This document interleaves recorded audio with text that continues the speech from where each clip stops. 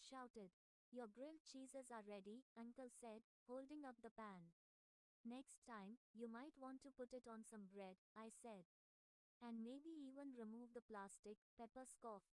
We cleaned up the kitchen, and went into the living room, and found out that the cat had gotten out of the fish tank and was now roaming around the living room, looking for something to drip on. Well, she had already dripped all over the living room, so, technically, she wanted something to stain with the remaining water. She finally plopped down on the recliner and began licking herself. Suddenly, the triplets woke up and began to cry. The cat yowled and scratched the leather of the seat. Oh, oh, Millie shouted. That meant she had soiled her diaper and needed a new one. Just when things couldn't get any worse, Uncle Percy walked out to tell us that he found some old chicken in the fridge that we could eat. He slipped on the water the cat left and hit the sofa.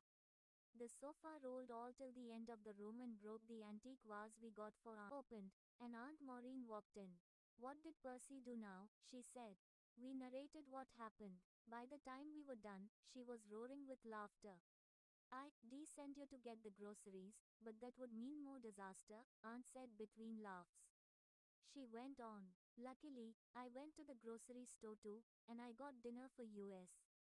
We erupted in cheers. With no lunch and the ruckus that took place in the house, we were famished.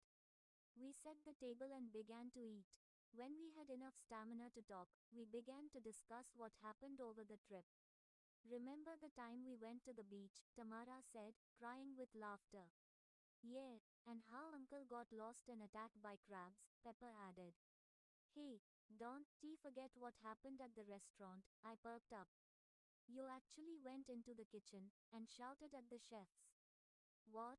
That meat was disgusting. We're right here, in this left dome of the Red Fort at midnight, looking down at the flagpole. It was beautiful. Finally, all the prayers ceased. Well, most of them. Silence. Tears of joy and full hearts. The feeling is something I can never fully explain.